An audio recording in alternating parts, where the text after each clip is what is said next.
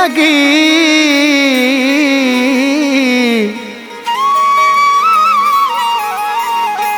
तू आम हो जो प्यार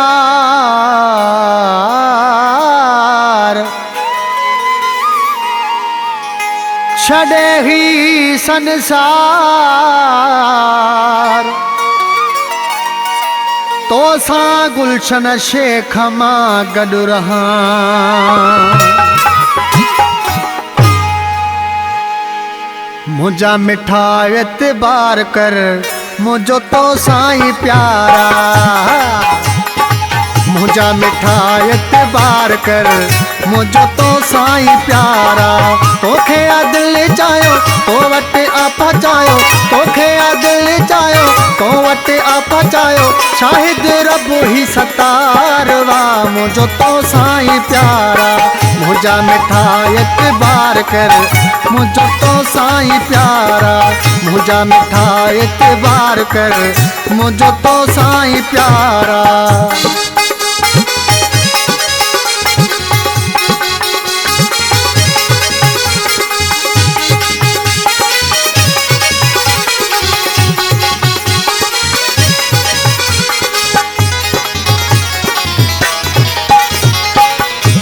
या बिन जी ना है यारी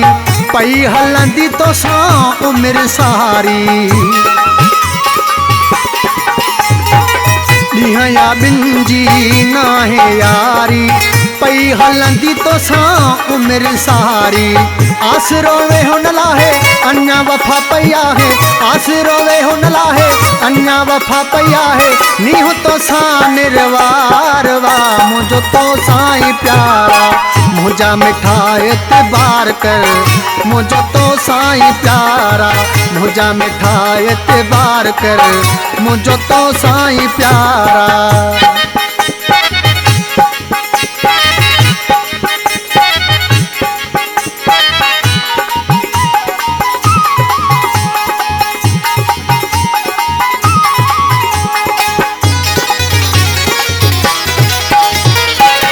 माता कंदुम न तो सा दगाई गॾु इएं ॾिसां दी खुदाई माता कंदुम न तो सा दगाई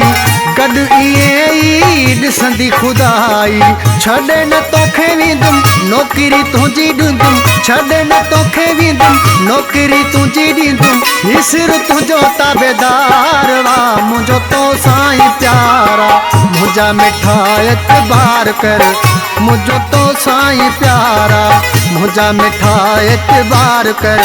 मुझो तो साईं प्यारा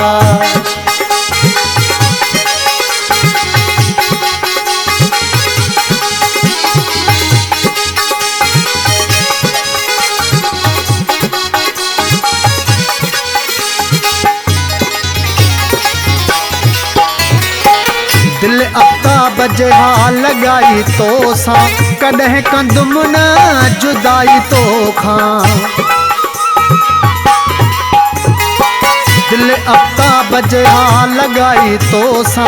कॾहिं कंदुम न जुदाई तो खां छॾे सारो ज़मानो थियो आ तुंहिंजो दीवानो छॾे सारो ज़मानो थियो आ तुंहिंजो दीवानो पको तो सा इकरार वा मुझो तो साईं प्यारा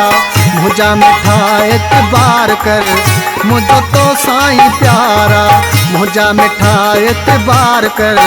मुझो तो साईं प्यारा तोखे आ दिल चाहियो तो वटे आपा चाहियो तोखे आ दिल चाहियो तो वटे आपा चाहियो शाहिद रब ही सतार वा मुझो तो साईं प्यारा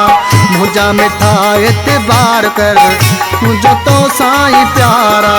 मुझा मिठा एतबार कर मुझो तो साईं प्यारा मुझा मिठा एतबार कर मुझो तो साईं प्यारा।